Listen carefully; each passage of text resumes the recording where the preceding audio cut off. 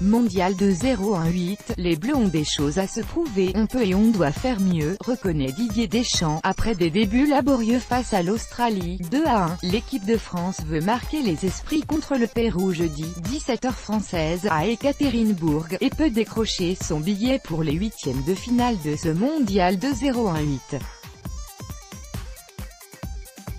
Pour valider leur place pour le prochain tour, les Bleus doivent s'imposer et compteront, juste avant leur match, sur une victoire ou un nul du Danemark contre l'Australie, 14h française. Les finalistes de l'Euro 2016 cherchent aussi à se rassurer sur leur niveau de jeu, qui n'a pas été à la hauteur des attentes ni de leurs ambitions dans ce mondial lors de la courte victoire contre les Australiens.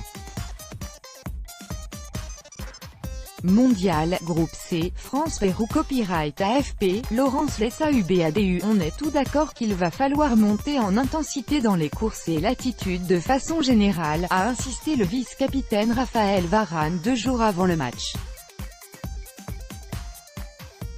On a gagné contre l'Australie, mais on sait qu'on a des choses à améliorer. On sait la direction qu'on doit prendre, a-t-il assuré. Les débuts laborieux des Bleus dans la compétition devraient pousser Didier Deschamps à faire quelques changements.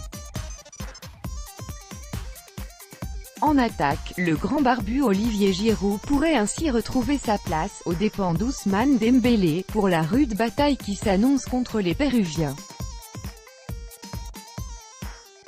Giroud, 31 ans et 75 sélections, compte déjà 31 buts en bleu, comme l'idole de 1998 Zinedine Zidane.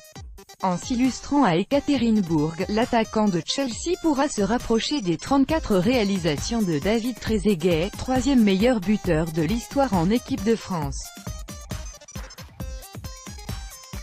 Griezmann scruté. L'attaquant Antoine Griezmann et le milieu Paul Pogba lors d'une séance d'entraînement des Bleus au stade d'Ekaterinbourg, le 20 juin 2018. Copyright AFP, Anne-Christine Poujoula au milieu. Le sélectionneur français pourrait faire appel à Blaise Matuidi, 31 ans, 68 sélections, chargé d'apporter son inépuisable énergie et son expérience à un groupe qui en a cruellement manqué lors du premier match. Deux stars seront aussi scrutées de près, Antoine Griezmann qui a globalement raté son match contre l'Australie malgré son but inscrit sur penalty, et Paul Pogba qui rêve de devenir le patron de cette équipe de France et a montré quelques belles intentions face aux Australiens, notamment sur le but de la victoire, finalement attribué à Aziz Behir, contre son camp. Quant au jeune attaquant, prodige Kylian Mbappé, il a péché par individualisme lors du précédent match et devra faire plus dans le repli défensif.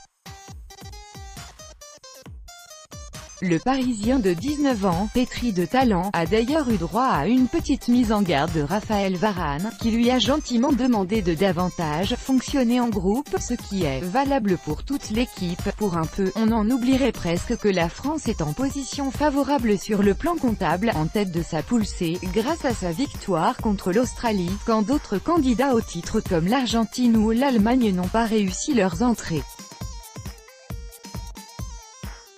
Comme l'a souligné le jeune latéral droit Benjamin Pavard, la pression est plutôt sur le Pérou car, s'il ne gagne pas, il risque d'être éliminé. La défaite inaugurale de l'équipe sud-américaine contre le Danemark, 1-0, et le temps pluvieux d'Ekaterinbourg n'ont en tout cas pas douché l'enthousiasme des supporters péruviens, nombreux à déambuler dans la ville russe à quelques heures du match.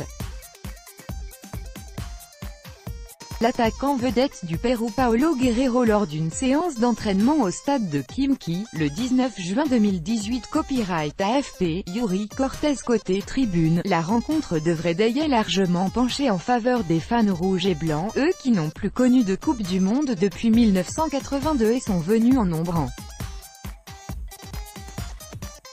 Russie pour soutenir l'équipe entraînée par l'Argentin Ricardo Gareca. Acte de solidarité sur le terrain. L'un de leurs joueurs les plus attendus est l'attaquant Paolo Guerrero, qui a failli manquer le mondial pour un contrôle positif à un métabolite de la cocaïne, avant de bénéficier d'une décision suspensive de la justice suisse. Guerreiro avait d'ailleurs reçu le soutien des 3 capitaines des autres équipes de cette poule C, dont le gardien français Hugo Lloris. C'était tout simplement faire acte de solidarité pour un joueur puni mais qui n'a pas cherché à tricher, se doper ou améliorer ses performances, a expliqué le capitaine des Bleus à la veille du match. Au passage, Lloris va atteindre jeudi les 100 sélections en équipe de France, une grande fierté, a-t-il reconnu, même si ça reste secondaire en pleine Coupe du Monde. La meilleure manière de profiter de ça, c'est de continuer à gagner pour la dynamique de l'équipe. Tout droit de reproduction et de représentation réservé, copyright 2018, Agence France Presse.